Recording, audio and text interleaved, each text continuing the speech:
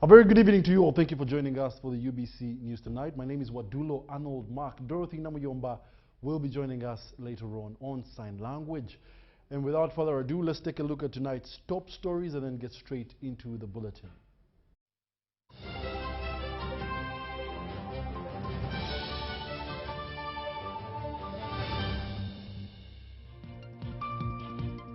President Yoweri Kaguta Museveni promotes 11 Uganda prison service officers. Government announces salary enhancement for arts teachers. Chris Obore and others charged and remanded over alleged financial loss to government.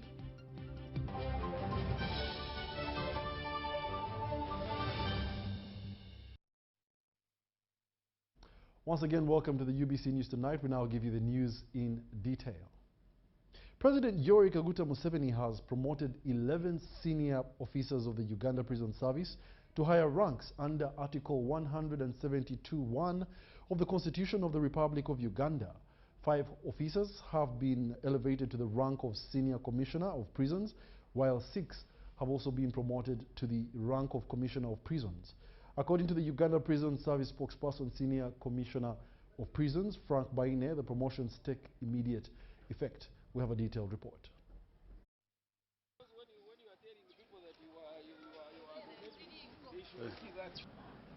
His Excellency the President of the Republic of Uganda, General Retired Yoweri Kaguta Museveni, under Article 172, Section 1 of the Constitution of the Republic of Uganda, Section 10C of the Prisons Act of 2006, and on the advice of the Prisons Authority, has appointed a total of 11 officers to the rank of Commissioner and Senior Commissioner. Those appointed to the rank of Senior Commissioner are Ms. Ariona Atkunda, Ms. Geraldine Prese Najuma, Mr. Rugonda Stephen, Mr. James Emotu, and Mr. Sentaro Moses. Those appointed to the rank of Commissioner of Prisons are Godwin George Lenga, Fred Kajubi Kayongo, James Kokas Okirol, Francis Xavier Erubu, Mrs. Mary Centenary, and Mrs. Christine Peace Babiri. And the appointment takes immediate effect.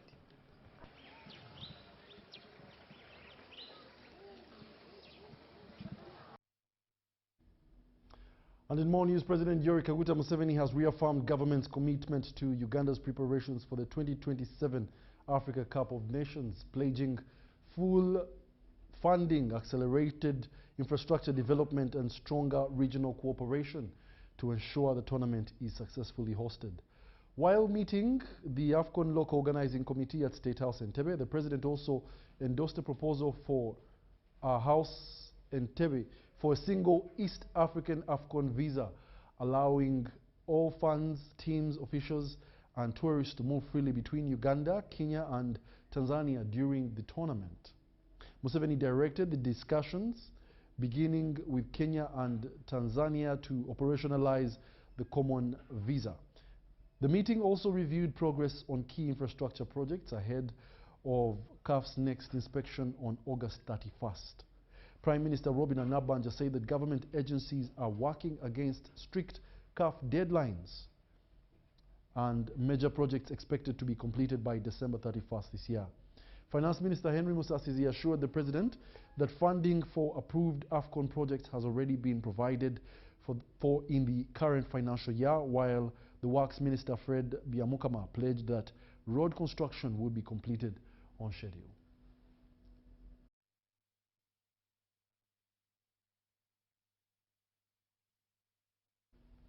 In more UBC News Tonight, 7 employees of Parliament, including the Director of Communications and Public Affairs, Chris Obore, have been charged and remanded at Luzira Government Prison on 9 corruption-related charges.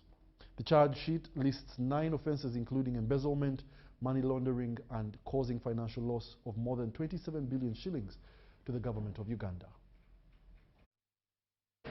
At around 1:30 p.m., Chris Obore, Director of Communications and Public Affairs, Odilo Daniel, Director of Human Resource, Okema Leonard, Executive Secretary in the Office of the Speaker of Parliament, Raja Bukaya Semalulu, Principal Research Officer, Okwi Emmanuel Emurun, Principal Protocol Officer, Otebat Vincent, Capacity Development Officer at the Parliament of Uganda, and Muleba Methods, Chief Executive Office of the Parliament of Uganda, Cooperative Savings and Credit Society Limited SACCO, were read at the Anti-Corruption Magistrates Court to face charges that led to their arrest on Thursday morning. The group appeared before Magistrate Esther Asimwe, who read to them 9 counts, including embezzlement and causing financial loss of over 27 billion Ugandan shillings to the government of Uganda. Chris Ariko Obore, as a Director Communications and Public Affairs at Parliament of Uganda, stole 5,253,100,000 shillings only, the property of your employer, to which you had access by virtue of your employment. The charge sheet indicates that Chris Obole, Adilo Daniel, Okema Leonard, and Otebeta Vincent, between 2023 and May 2026 at the Parliament of Uganda in Kampala District, received funds meant for donations and corporate social responsibility activities, but allegedly failed to implement the activities, knowing or having reason to believe that their actions will cause financial loss of over 27 billion Ugandan shillings to the government of Uganda. Rajab Kaya Semalulu is that during the period of 2023 to May 2026, stole 2,170,108,000, the property of your employer, Otebata Vincent, stole 5,253,100,000 shillings. Prosecution also alleges that the 7 accused persons, together with others still at large, between January 2023 and April 2026 at the Parliament of Uganda in Kampala District, while acting in their respective offices, approved and received more than 10 billion Ugandan shillings, knowing at the time of processing and receipt that the funds were proceeds of crime. Since the court had no jurisdictions by the capital offences leveled against them, the accused were not allowed to take plea. Prosecution led by Daisy Asio asked the court for more time to prepare the committal papers to enable the accused to be committed to the High Court for trial. Magistrate Esther Asimi remanded the accused to Luzira Government Prison until 7th July 2026 for mention of the case. The 7 were arrested on Thursday morning by officers from the Inspectorate of Government, working together with police. Deborah Namamonde, Viola Nance Subuga, UBC News. And in more news, in an operation led by the Uganda National Bureau of Standards, police has arrested suspects for allegedly dealing in counterfeit products. The suspects have been operating within Kampala's Central Business District, where they were reportedly packaging uncertified toilet paper under different brand names. Among those arrested are Christopher Kasuja Bitwalo, the business owner, Waru Idi, a sales agent, and Tusime Wycliffe and Robert Biarhanga, both luggage carriers. We have conducted operation in town, Kampala downtown, Chikuwo, in 2 buildings, that is Justin Arcade and Tesco Plastic Arcade, whereby we got some traders or operators trying to repackage the toilet papers. The Uganda National Bureau of Standards operation began by trailing luggage carriers to establish the source of the counterfeit toilet paper and trace it to the retail shops. The information from the concerned community around, and that's why we came. The enforcement team, supported by the police, proceeded to downtown Kampala to ascertain the source of the counterfeit products.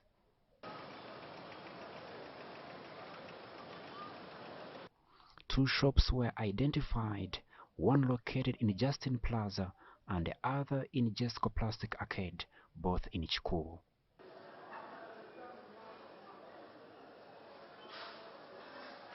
Several assortments of uncertified products were seized. The shop owners are accused of possessing and dealing in the products without complying with the required safety standards. We have seized over 400 cartons and labels and packaging materials. And the people who were carrying out this illegal repackaging of toilet papers, we have handed over them to UNBSCID. Some of the toilet paper products are substandard and contain high levels of pathogens that are likely to cause diseases among users. These toilet papers, the way they are packaging them, they don't follow any good manufacturing practices. They handle them in an unhygienic environment whereby they can cause diseases due to the pathogens that can be contaminated on the toilet paper. The suspects have since been handed over to the police and other investigating officers for further case management.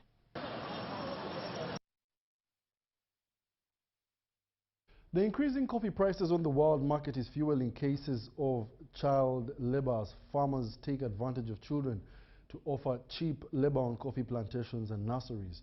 The executive director of the African Network for the Protection and Prevention Against Child Abuse and Neglect, Ali Ignatius Nuoha, points out that government needs to strengthen inspection in coffee growing regions to ensure that children are not being exploited.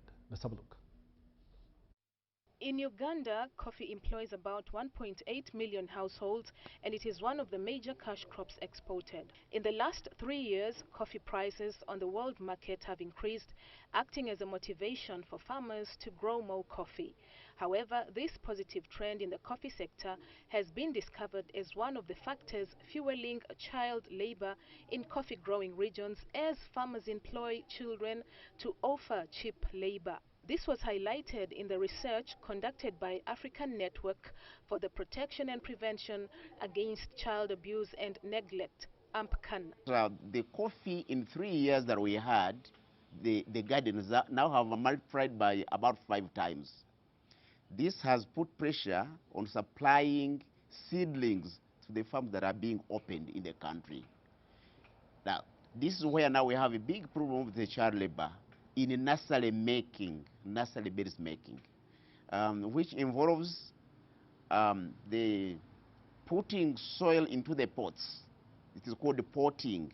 And these are the pots, after putting their soil, that the cuttings will be pot, coffee cuttings, and then covered in the nursery bed. So that process is labor intensive, and it requires a long time being done. And the community where the coffee is being grown, they look at the children as the source of cheap labor. According to the civil society, Uganda's coffee exports will be affected if the country continues to register increased cases of child labor. International buyers and global markets, such as European Union, impose strict human rights and supply chain regulations. Keeping children on coffee farms directly threaten the country's export volumes and trade relations. Increasingly, Europe will stop countries whose products that are entering their market are stained with human rights violation. If they detect any element of human rights violation, then those products will not enter their market. And in agriculture, coffee is our biggest product we sell, the foreign income earner for our country. Now, if they stop from accessing European market, yet European is the biggest buyer of our coffee, then it will be a huge loss to our country. The government has therefore been challenged to strengthen supervision in coffee growing regions in order to ensure that children are not exploited in the coffee value chain. The government should ensure that the inspectorate is conducting inspections on private farms, homes, and informal sector, including routine and unannounced inspections. Child labor is a dangerous vice since it deprives children of their childhood and affects their mental, physical, and emotional well-being.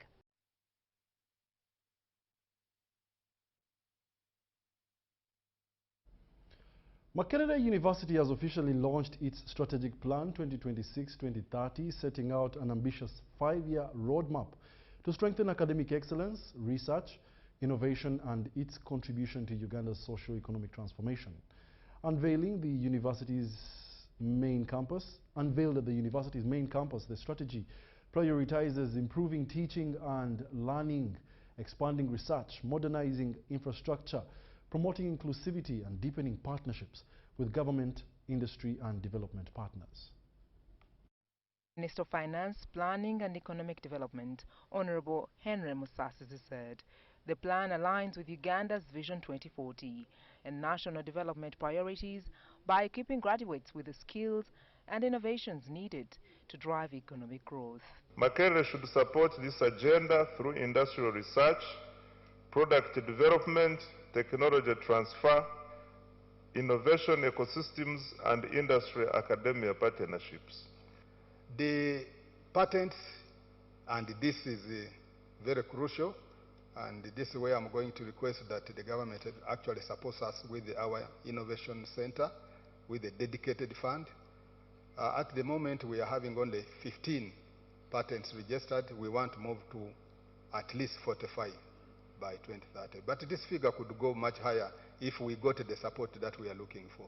Vice-Chancellor Professor Barnabas Nawangwe said the strategic plan builds on Makerere's rich legacy while positioning the institution to address emerging challenges through quality education, impactful research, and innovation. We also reduced our establishment by 50%. I think this one government should clap for us, okay? Because we had a huge establishment which we would never fill anyway. So we became realistic and say we want to be research-led, but if we continue the way we are going, we will not achieve it. So we came up with a new structure, which is with the Ministry of Public Service. They are taking a little bit too long to upload it. We hope they do it so soon, because otherwise they are delaying our intentions. University Council Chairperson Dr. Lona Magara reaffirmed the Council's commitment to providing strategic oversight to ensure successful implementation and maintain Makerere's position as a leading higher education institution in Africa. Makerere, therefore, must remain at the forefront of producing the knowledge, technologies, innovations, and human capital that will propel Uganda's transformation. I commend the university that the plan is fully aligned to the NDP4. This plan demonstrates a critical commitment of the university to becoming a research-led university, and that is the direction that the NPA supports.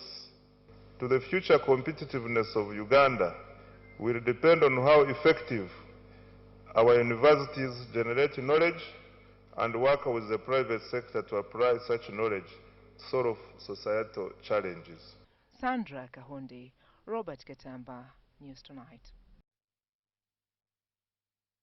Congratulations to the Great Hill Makerere. Prolonged drought in Kasese district has devastated the cattle corridor, leaving livestock keepers grappling with heavy losses in Nyakatonzi sub-county, Bukonzo County East. Shrinking water sources and depleted pastures have pushed livestock to the brink. More than 200 cattle have reportedly died since the dry spell began in January, with farmers appealing for urgent government intervention. The harsh drought sweeping across Kasese's cattle corridor is leaving a trail of loss. Livestock keepers are struggling to keep their animals alive. Jacob Muzora, a renowned cattle keeper, has experienced this firsthand as seen in reduced milk production. I used to export about 100 liters of milk, but right now I'm exporting less than 20 liters. In Nyakatonzi sub-county, Bukonzo County East, dried up water sources and shrinking pasture have turned daily cattle keeping into a battle for survival. Since January, more than 200 cattle have reportedly died. By yesterday, we are counting, I think, 295. Now, and this has happened within a period of 2 months because we started counting. That was, I think, in April. Unfortunately, the situation is also creating tension between cultivators and cattle keepers. Government is called upon to come to the rescue of livestock farmers. If we take 1 more month without a single drop of these drizzles, I'm telling you, we are experiencing a very big problem. We are actually facing a very disastrous situation, and we are appealing the government to come and intervene. Government is aware of this challenge, but livestock farmers are encouraged to adopt small-scale irrigation to maintain pasture during prolonged dry spells. Julius Rukara is the Kasese District Agricultural Officer. During the wet season, when there is enough pasture, these people can harvest the pasture, make hay. Some who can manage after training, make silage, store, and keep giving their animals during such a period. For now, farmers are also advised to keep manageable herd sizes and embrace zero grazing to cope with the recurring drought. Henry Okrut, UBC. Dilapidated classrooms and inadequate staff quarters in government-aided schools continue to undermine the quality of education in Teso sub-region. Leaders are now calling on the government to go beyond paying teachers' salaries and also providing capitation grants by investing more in school infrastructure and also creating a conducive learning environment. Many government-aided schools across the Teso sub-region are operating under difficult conditions, with learners studying in aging, overcrowded classrooms, while teachers lack decent accommodation. You know, the house which was built in 1910, up to date, they are lacking. Aware that this is the first school which was built in Kalaki district and the entire Kumam region. So the houses are old. According to a report from the Ministry of Teso Affairs, the number of schools requiring urgent support, including iron sheds for roof renovations, remains alarmingly high across the region. I am even embarrassed sometimes to meet the bishops. Bishop Echiroliaj, Bishop Kosea, when I see them, I sometimes feel like running away because I get requests from them or through them. I sincerely would need about 20,000 pieces of iron sheets a year to be able to fractionally but also meaningfully make a dent in the requests. The shortage of adequate classrooms and staff housing has negatively affected the learning environment, contributing to poor academic performance in several schools. Because when a teacher is sleeping in a leaking house, he's not motivated. Sometimes they go and sleep in their homes and they arrive to schools late. In response to the growing need, the Ministry of Teso Affairs recently distributed more than 1,000 iron sheets to support the renovation of dilapidated school structures in Palisa and Kalaki districts. We are doing what we can with what we have, but it is way below what the demand is out there, I can assure you that. And it has become very difficult for me because often when you fail to respond to these requests, they think you're just being you. That is him, that is his character. But we don't work like that. Local leaders have welcomed the support, applauding the ministry for ensuring the equitable distribution of government resources across the Teso sub-region. We've also gotten some help to schools. We have a school called Kaboloi Primary School. We got help. Some classrooms were constructed. Those classrooms are ready for commissioning, and a lot more help that is coming through that ministry. And the people can now appreciate the relevance of the Minister for Test Affairs, because without this ministry, these intricate specific needs would not be attended to. They would be waiting for bigger government national programs that would take long.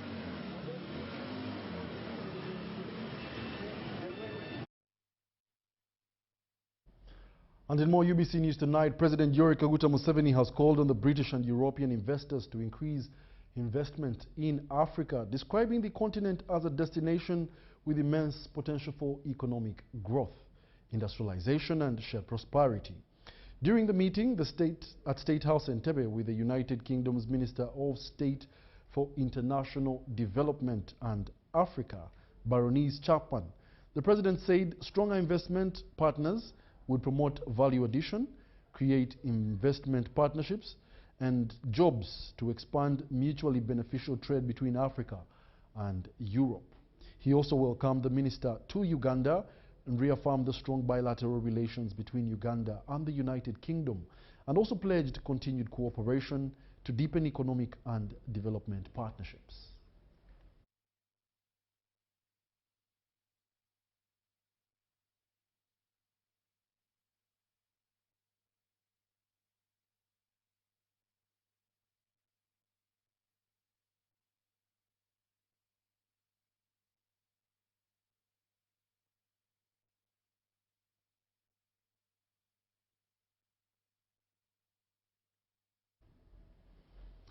The Minister for Disaster Preparedness and Refugees, Sam Ngola, has promised to engage the Eritrean government to ascertain what is causing the increasing number of refugees from Eritrea to Uganda. Ngola is concerned that the number of refugees from Eritrea has increased to over 70,000, and yet Eritrea seems to be stable currently. Ngola, who is a new minister, was this morning speaking during a meeting with the staff of the Refugees Department under the Office of the Prime Minister as part of his familiarization into his new docket at the Office of the Prime Minister here in Kampala. What you see there is a challenge of the President of Uganda. We have no chance whatsoever not to implement it. Failure to do so is synonymous with treason. We need to know when a president gives you a challenge, you must move with it.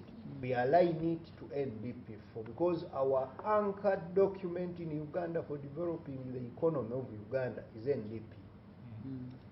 Today, every PS, every executive director, every technical person in this government who doesn't know that, you shouldn't be in government. NDP is the Bible equivalent or Quran for developing Uganda's economy. $50 billion in 2023, we used that as the baseline to $500 billion in 2040. The president thinks we are projecting too far, but our modelers found that we could actually only achieve it around that time, 2040, up to around 43. That's where the mathematics works, around there. We are required to expand the GDP 10 times within a single generation. All of us here on this table here, we shouldn't die before we have seen a $500 billion economy. Yes, we shouldn't. In 15 years. We should be there to celebrate. But to do that, we must double the economy every 5 years. The size of the economy must double every 5 years. And we have already achieved, in the last 5 years, we doubled the GDP of Uganda. Wow. Okay? So in the next 5 years, we should double it. Again. Once we do that... You've seen your vote implementation action plan as Minister of Local Government with clear indicators, all deliverables, annualized up to the end of NDP4. So these PSs, while we want them to deliver, and you have now made it clear that the tenfold growth strategy is within the NDP4. So if you implement NDP4, you will be able to achieve the tenfold growth strategy, and all these enablers, they will be able to deliver. So let's concentrate on that. We will later on have another meeting where we shall be listening to you to see where are we ready, are we moving?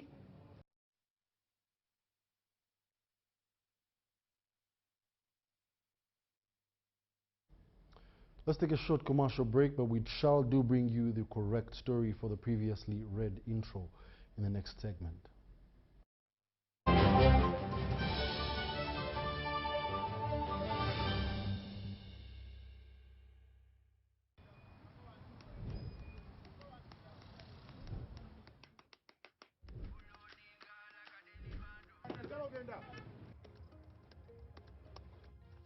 And that's it for today. Till the next episode.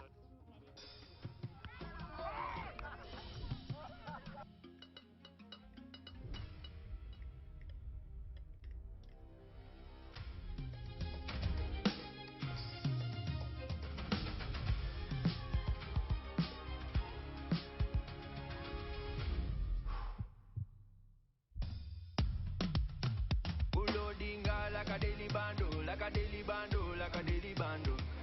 Omulirongo ulira muli mumutima kukankana like drums. Kalakata, kalakata, enendungo ya kusabula. Mikono tu, free of fire, free of fire, free of fire.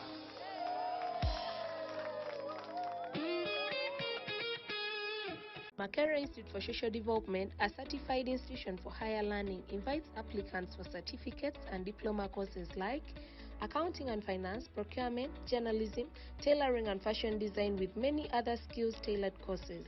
Our institution is compliant. First of all, it is recognized by National Council for Higher Education. We are certified. Registration number is UBD 187.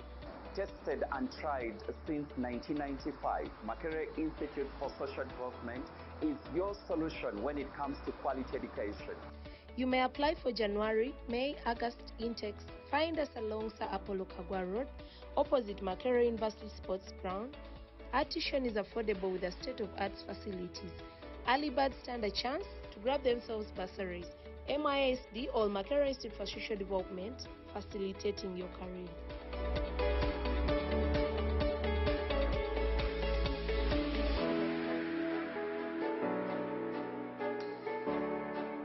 There is a new way to keep your breath fresh all day. Introducing Movit All Day Toothpaste, meant to give you powerful night gum defense and teeth whitening. The charcoal flavor gives you deep cleansing and power stain removal. And the herbal delivers natural strength for healthy, confident smiles. Choose Movit All Day Toothpaste and enjoy freshness all day.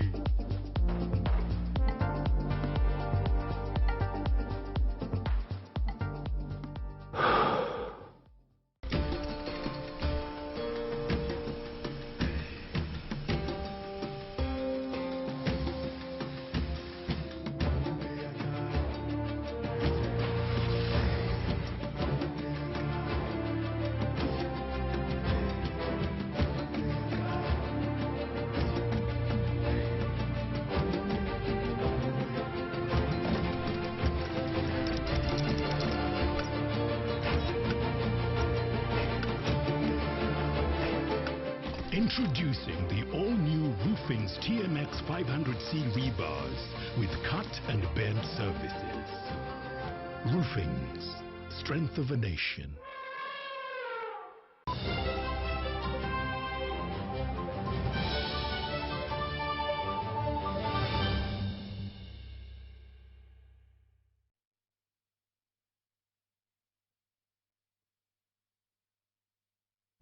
Welcome back. You're still watching the UBC News Tonight, broadcasting live from Nile Avenue.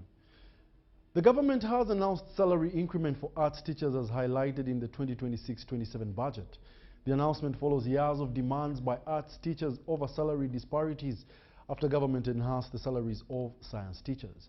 UBC has a detailed report. Has allocated Uganda shillings 9.78 trillion as the public service wage bill for the 2026-2027 financial year.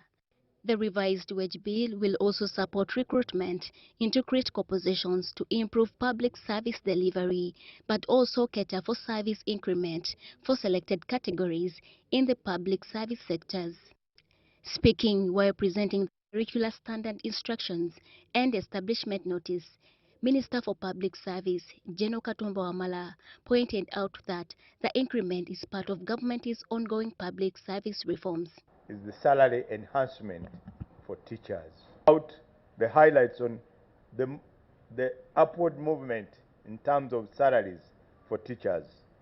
Starting with the primary school teacher, a certificate holder, that's grade 3. That one is moving from 499,684 to 700,000. A head teacher of primary school from 777,512 to 1.537976. Graduate arts teacher from 745,000 to 1,357,964. A head teacher of arts background in a secondary school from 2,270,984 to 3,562,500. The beneficiaries included head teachers, public head teachers, senior education assistants, humanitarian teachers in secondary schools, deputy chief administrative officers, deputy city and town clerks, assistant commissioners, head of departments in local government, TVET tutors and instructors with humanitarian backgrounds, as well as ferry captains, mortuary attendants and X-ray attendants. Government says the phased implementation reflects its commitment to harmonizing public service pay while improving service delivery. This is a clear demonstration of government's commitment to pay reforms. The minister also urged public servants to exercise financial discipline and use the salary enhancement responsibly to improve their welfare and productivity. Also appeal to the teachers and all those whose salaries have been enhanced that we should get into that culture of saving, but also financial discipline. The salary enhancements forms part of government's broader public service reform agenda aimed at improving staff welfare, addressing critical staffing gaps, and enhancing service delivery. Irene Faith Nantongo, UBC News. Members of Parliament have appreciated President Yoweri Kaguta Museveni for intervening in the alleged corruption in the Busega-Mpigi Expressway project. President Museveni raised the red flag after the 600 billion shillings project was so far at 40% despite the completion of the funds. The members of Parliament have described the move as better late than never. More details in this report. President Yoweri Museveni has made another strike on corruption following allegations involving a multi-billion project of Busega-Mpigi Express Highway. The once anticipated project to improve transport and decongest traffic on Kampala-Masaka Highway has remained limping for years. So it is very, very important that the president has come in. Of course, the timing might have been a bit late, so the institutions that have been mandated by the Constitution of Uganda should have actually done that even before the president comes in. So the 600 billion shillings project, according to the president's letter, is only at 40%, raising questions about the value for money. The move has since witnessed the president suspending 3 engineers and the permanent secretary in the Ministry of Works and Transport, Waiswa Bageya. Now, for me, I want to think the problem is how they were sourced. People who are sourced well, you do not get the best person. So you get people because they have a godfather, people who have talked to the president and have convinced him that this person will deliver. Many of them have disappointed him, many. The members of parliament who are attending a 5-day induction event in Munyonyo have attributed the vice to the increasing selfishness of leaders despite the president's numerous calls to end corruption. I think going forward, any corruption-related issues, if there is overwhelming evidence, to me I think the punishment should be enough that there is a deterrent that we do not have such grave mistakes happen again in the country. The legislators call for a revised approach in awarding contracts for different projects, including establishment of the National Contract Awarding Committee. I think when we get people who are involved in such fraudulent activities, we should institute penalties that are uniform to such people. either if it is with the contractors, to have them off the government contraction for some time.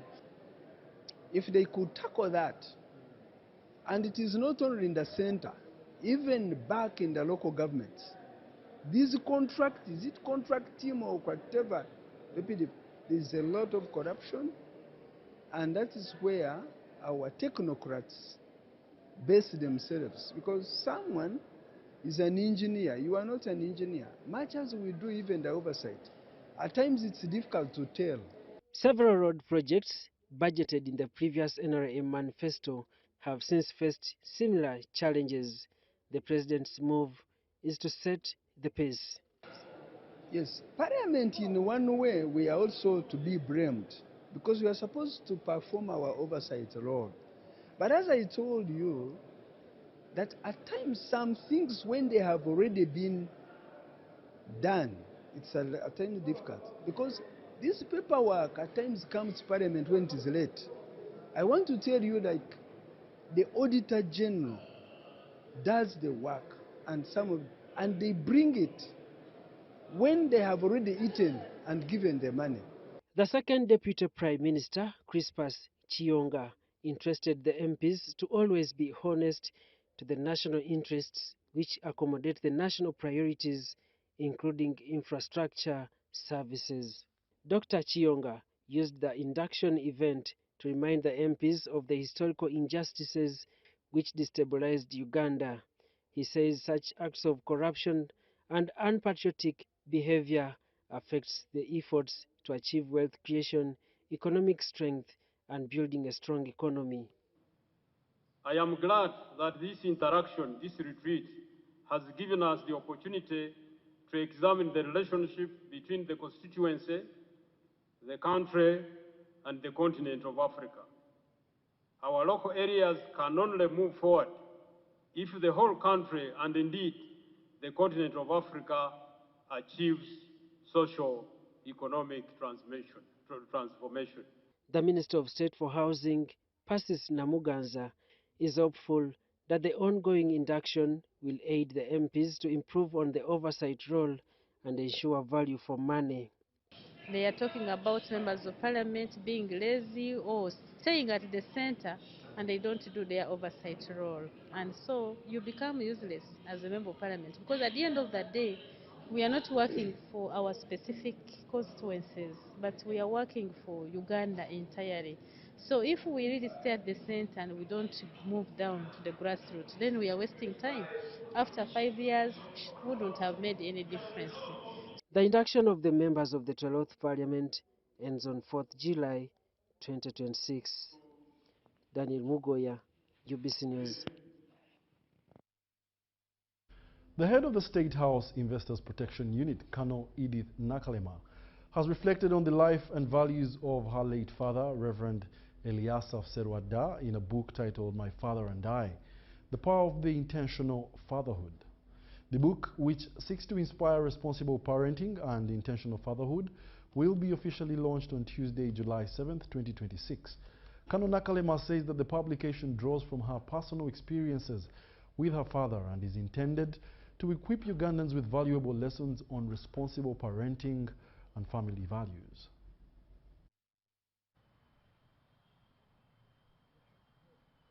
So I wrote about my father, who was in our lives as his biological children, but also in the lives of very many other children who he brought up, yet he was not a wealthy man. He was a man with no money, with no material, no cows, no other properties, but he had a big heart for everybody, but all he did was based on faith. So for him, he would say, work hard with your hands, and God will bless the works of your hands. The main message of this book is categorized in 3 short words, because it is about presence is more important than presence. Being present in the lives of children, us, the parents, is more important than us giving them presents. So presence is more important than presence. Then the other word that remains key is that character is much more than comfort. We should look for building character other than feeling comfortable where we are. Character is more than comfort. And then the final word is that we should always know that, again, presence is better than possessions. Let us be present in the lives of those we love. Major General Sabit Mzee talks about my father and myself, but also important top leaders. They wrote in this book, His Excellency the President of the Republic of Uganda, who I proudly call my second father in this very book, gave a forward 5 pages. He talks about the man that he visited. And then the Honorable First Lady, Mama Janet Kataham-Seven, who I call my second mother in this book, gave a beautiful endorsement of this book. The launch of this book is on 7th July this year, 2026. That's the official launch. But there are pre-launch copies that are already out there. Aristoc took some. Aristoc Bookshop has some copies in their branches at Kampala Road, Garden City. Also, the duty-free bookshop at the airport on the departures, they took some pre-launch copies. Michael Boa, President of Uganda Diocese, and this was on the 28th of February. The Minister of Local Government, Balam Barugahara, has allayed fears among roadside vendors and sand sellers in Mubende district, assuring them that no one will evict or relocate them from their current operating centers. Balam Barugahara has been on a fact-finding mission to Mubende district. A few days ago, roadside vendors in Mubende district intercepted the Prime Minister of Uganda, Robin Anabanja, seeking clarification over reports suggesting that they would be evicted from their operating areas. Following consultations with the Minister of Local Government, Balam Barugahara promised to visit the area and resolve the matter, a commitment he has now fulfilled. Balam received a warm welcome from the roadside vendors in Mubende district. He was accompanied by the district woman member of parliament, Hope Grania Nakazibwe.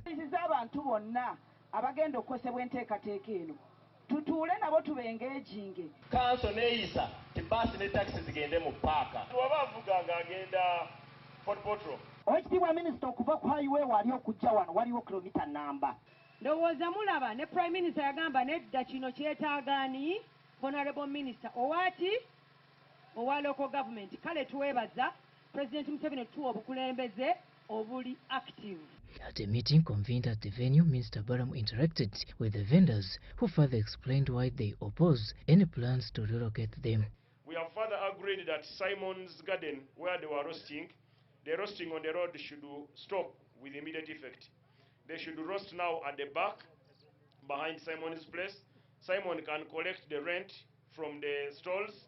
However, the bus, the new terminal, the payment, all payment for loading and offloading in that terminal will be collected by the municipal, so that we don't lose out income as government. A full day tour also saw Mr. Balam visit Mubende Tax Park and the Central Market.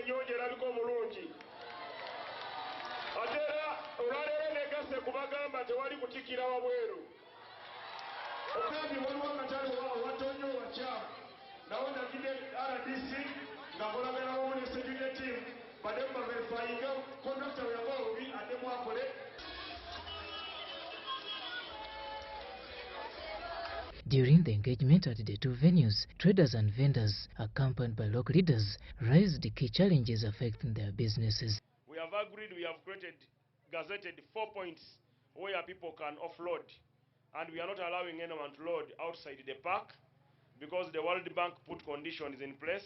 Loading should be inside the park. The final public engagement was held at the district headquarters. Here, the Minister of Local Government, Balam Barugahara, pledged to address the constraints affecting service delivery in Mubende district. The issue of the new market, the shelter which they have put up for the Muchomo vendors, they need 350 iron sheets.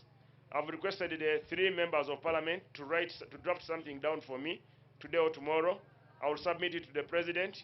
and I believe the President will provide the 350 iron sheets plus a few bags of cement required to make their working space workable. Robert Nyango, UBC News. The Minister of Works and Transport, Fred Byamukama, has assured the public that the government is taking all necessary steps to address the inadequacies surrounding the issuance of digital number plates. Byamukama was addressing car importers during a meeting convened at the Ministry of Works and Transport in Kampala, where many complained about the losses they are incurring due to the delays by the service provider. On Thursday afternoon, the Minister of Works and Transport, Fred Byamukama, hosted motorcycle and car dealers, bond operators, car importers, and clearing agents for a meeting at his office in Kampala. Because of corruption. The meeting focused on complaints arising from the shortage of digital number plates. But we've suffered since then that the availability of number plates is very lacking. We never have number plates in time. Also, nobody gets to know when is your installation date because there's no sequencing of installation. According to motor dealers, the situation has not only caused them financial losses, but also eroded customer trust. They are not helping us security-wise. We are not getting value for money. Digital number plates, we are requesting that we have the factory built in the country, instead of importing them from the other side. Some participants have called on the government to take appropriate actions against the service provider. The reports given by one of the complainants that when you go to the factory, the plates are there and chips are not there. I doubt that report. That's why tomorrow I want to go and see physically, and even themselves, the contractor, they have not told me the plates are there and that they need the chips. Minister Fred Byamukama was accompanied by the State Minister for Transport, Julius Wandera Maganda. So I want to welcome you once again, and I will also benefit from this meeting and interaction, especially if it helps us to come out with the ideas that can help the agency to run effectively. However, according to Minister Byamukama, the blame cannot entirely be placed on his ministry. So for us, our cardinal role as the Ministry of Works is to ensure the cars have number plates. The issue of tracking the chips, that is a security component, which is directly under the control of Ministry of Security. At the end of the engagement, stakeholders resolved to pursue practical solutions to the challenge, with Minister Byamukama pledging to conduct a field visit to fully assess the situation. But as of now, we have agreed a maximum of 3 weeks. This process will be sorted out. One, the car sellers and the motorcycle sellers are losing money. Number two, even the communities who are buying these cars and these motorcycles, they are losing business. Because by the time a person buys a car or a motorcycle is buying it for an activity or a purpose, we must solve this problem within 3 weeks and move on. And I have promised the country, this one we shall achieve it. Robert Anyango, UBC News. Uganda's transition to cleaner and more sustainable transport continues to gather momentum, with the private sector increasingly embracing electric mobility as part of the efforts to reduce carbon emissions and improve operational efficiency. A new partnership between Airtel Uganda and electric mobility company Spiro is expected to support this shift by introducing electric motorcycles into Airtel's distribution network. Our report details. As Uganda accelerates efforts to promote green transportation, more companies are adopting electric vehicles to reduce their environmental footprint while lowering operational costs. In the latest initiative, Airtel Uganda has partnered with Spiro Uganda, an electric mobility company, to deploy electric motorcycles within its distribution network through its franchise partners. Under the arrangements, franchise partners will acquire the motorcycles through an interest-free financing plan, repayable over 24 months, with monthly installments deducted from their commissions. The program has begun with the delivery of the first 100 electric motorcycles from an order of more than 1,000 units, with the rollout expected to expand progressively to franchise partners across the country. The partnership is also about embracing smarter technology. For us who have gone through route, you will agree with me, this is the smartest technology you can ever think about. Franchise partners are central to extending Airtel's products and Airtel Money services to customers across Uganda. Company officials say the electric motorcycles are expected to lower fuel and maintenance costs, improve delivery efficiency through GPS-enabled technology, and benefit from Spiro's battery swapping network. Green energy is very, very important. So we are trying to tackle many things with it's like you are trying to kill many birds with only one stone. We are trying to fix the issue of our distributor efficiency and cost management. At the same time, we are also fixing the sustainability agenda, which is very central for Airtel. Spiro says the partnership represents another step towards accelerating electricity mobility in Uganda and reflects growing private sector investment in environmentally sustainable transport solutions. You can see prices for fuel are skyrocketing in the entire world, not only in Uganda. But our prices remain the same. We have not increased the price of swap of our bike. So even more value going to our riders. If it was another brand, they would say, okay, since fuel prices are increasing, yes, we are giving more values, we can also increase our swap price, but we've kept the same price. With more than 20,000 electric motorcycles already operating across Uganda and a network of over 300 battery swap stations, stakeholders believe such collaborations will further accelerate the country's transition to cleaner, more sustainable transport while contributing to efforts to reduce carbon emissions. Charity Marion Imnat and Ivan Juko reporting for UBC News.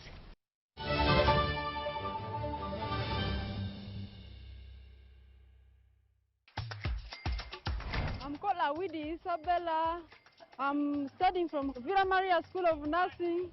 I've won a school fees with the MTN Momo. This school fees you win for a full year, which I'm very happy for it. I thank MTN Momo for helping me in paying my school fees. We've paid all the fees for the year. Thank you very much, because on Wednesday, the principal told me, look for my man and bring my man. I told her, no, I don't have man, and you have to wait until I get the money.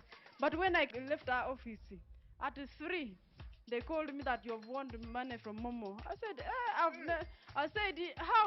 does it happen? As long as you pay school fees using Momo, you stand a chance to win school fees for a year. Dial *165 *80# to win school fees for a year and more.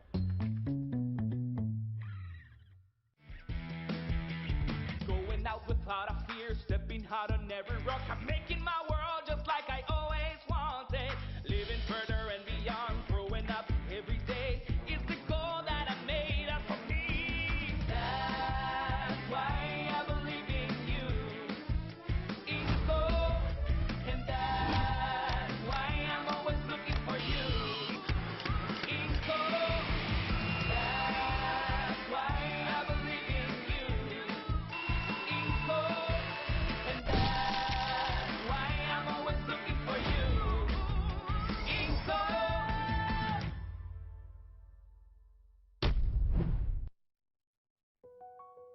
Step into elegance, step into confidence, step into La Vie Boutique, located at Grand Imperial Hotel, Shop 6 and 8, right behind Bank of Uganda.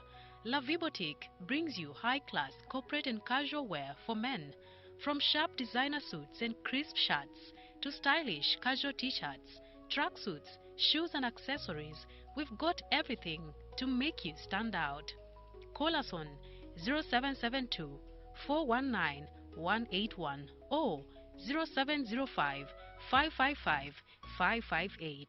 La Vie Boutique, where class meets style.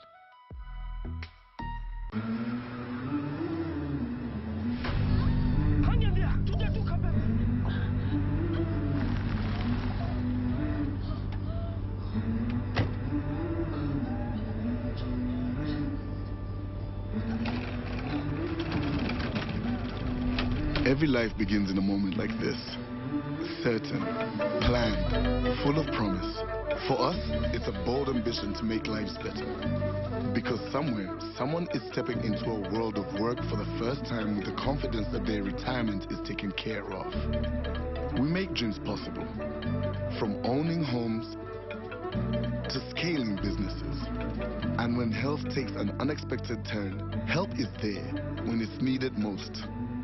And because legacies matter, what people build does not end with them. It's passed on. We value moments with go-getters, bold dreamers and believers. Different paths, different rhythms, with one shared belief that financial freedom is within reach. For 40 years, we've made lives better and fueled Uganda's economy. Through careful investments, we have supported businesses, created jobs, and backed our nation. To us, it's more than saving. It's believing in effort, in patience, in possibility. It's making lives better. We believe in you, in us, and in Uganda.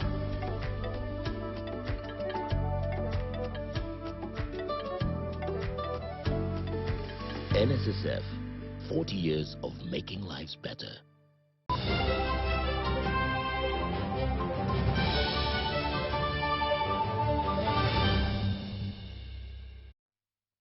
Welcome back. You're still watching the UBC News Tonight, broadcasting live from Nile Avenue. We take you into the world of business. Uganda's construction sector has emerged as a powerhouse of economic growth. The industry surged by 15% in 2025 and posted an 11.6% expansion in the last financial year. This was mentioned during the launch of the 27th edition of the Uganda Economic Update by the World Bank. The World Bank says Uganda's economy remained resilient, with real GDP expanding by an average of 6.6% in the second half of 2025, driven by stronger activity across key sectors. While launching the 27th edition of the Uganda Economic Update by the World Bank, experts reiterated on the potential creation of decent jobs for the youth. Uganda's economy remains resilient and is growing strongly, but turning that growth into productive jobs will require us addressing fiscal pressures and unlocking sectors with high employment potential, such as the construction sector. While the growth figures are impressive in the construction sector, the World Bank emphasizes that Uganda should turn this infrastructure boom into formal, stable, and inclusive employment. With the right reforms, the sector could generate directly at least an additional 6,000 to 10,000 formal sector jobs a year, rising to 14,000 to 22,000 annually when combined with labor-intensive, climate-resilient infrastructure investment. The construction industry surged by 15% in 2025 and posted an 11.6% expansion in the last financial year, commanding a significant 6.6% share of the nation's total GDP. According to the World Bank, every direct construction job supports between 0.4 and 1.1 additional jobs in transport, housing, materials, and other services. Yet structural challenges remain. Although construction employment has been growing by 8.3% annually, the sector still accounts for just 2.3% of Uganda's total employment. The industry remains highly fragmented, with 88% of firms employing fewer than 20 workers, with challenging issues like the absence of formal contracts, and the workforce remains starkly male-dominated, with women accounting for a mere 2%. Female unemployment remains quite high, so women are largely underrepresented in the productive sectors.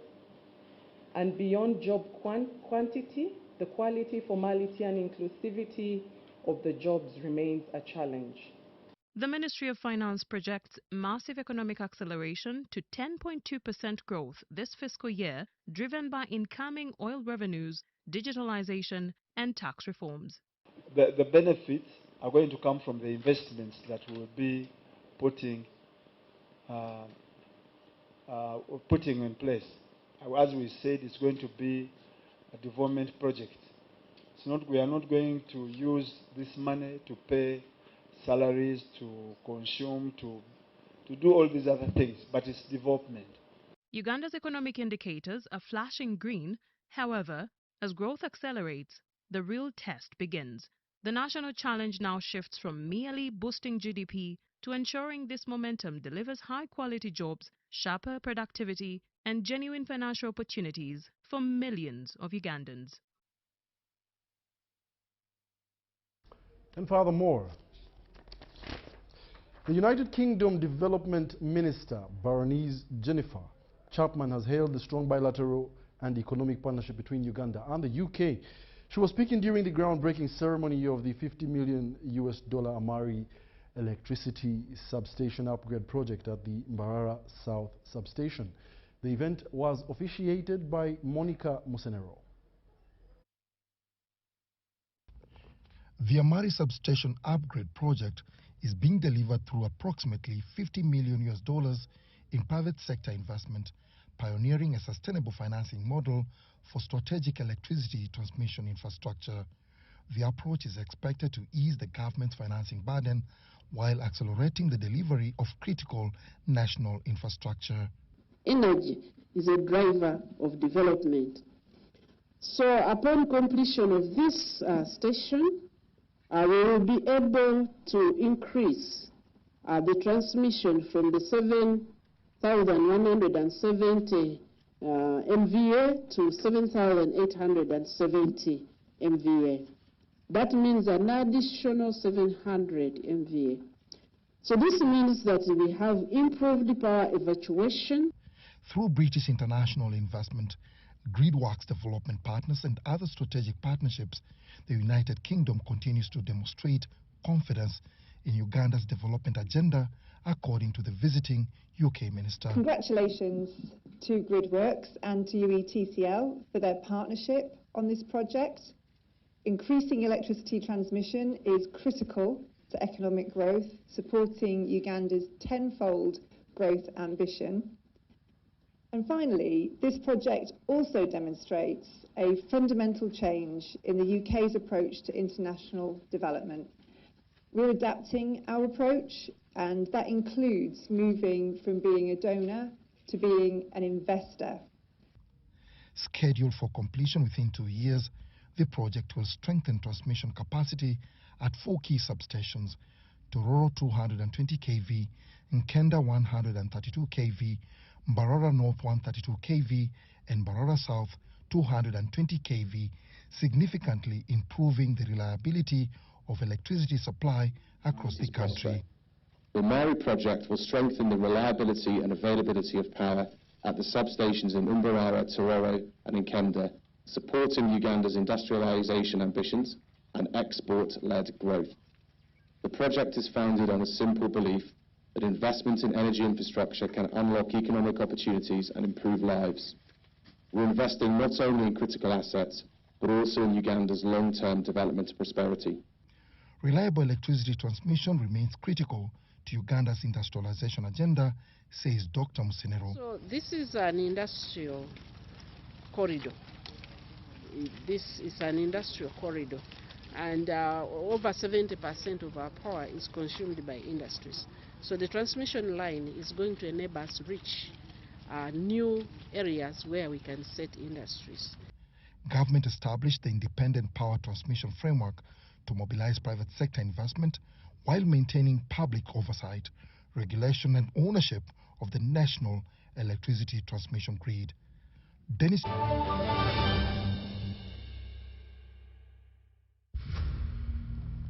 They share an office. Some work in the day, some at night. What they have in common: focus, dedication.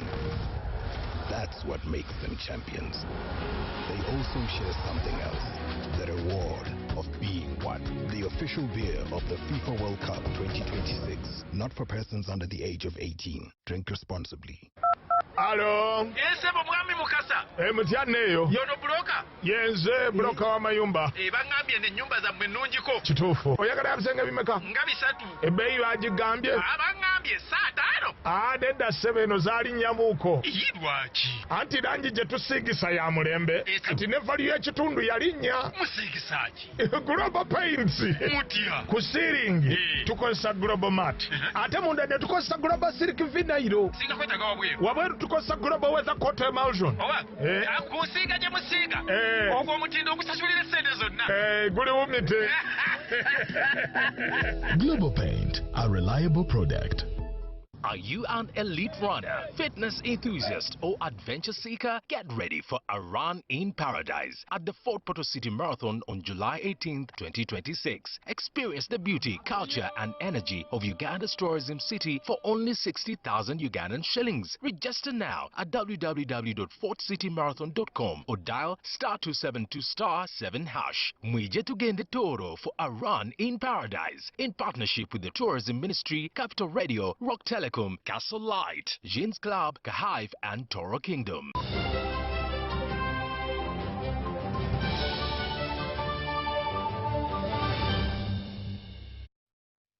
Welcome back, and now in the world of sports, the Minister of State for Gender, Labour and Social Development, Simon Mulongo, has called for the football sports to be treated as an industry rather than a hobby in order for it to attract and nurture young talent across the country.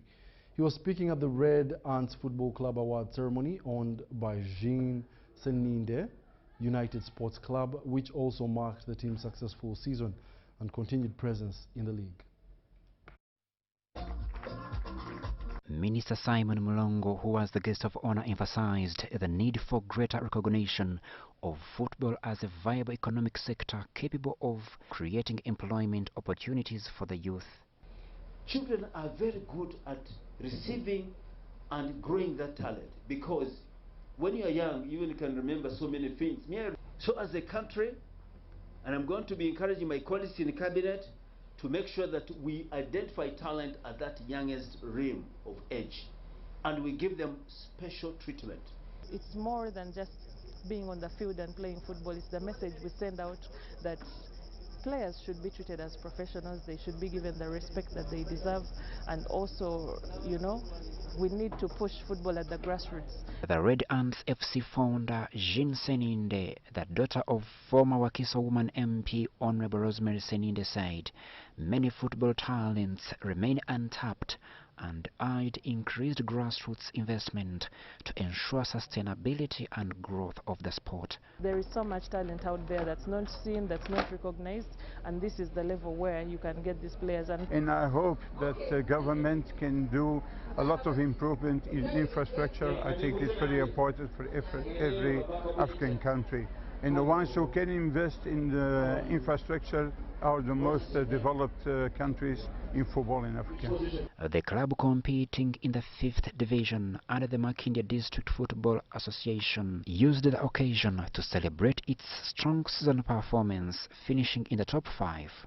Speakers commended Jean Seninde for creating development pathways through football. The event was attended by Uganda Cranes coach Paul Put, FUFA officials, and national team players who inspired the young footballers in attendance. You have a team who is playing in the 5th division, who is concerning about the grassroots, and if you see what these people are doing for their players, what they are doing also for the Uganda, is amazing.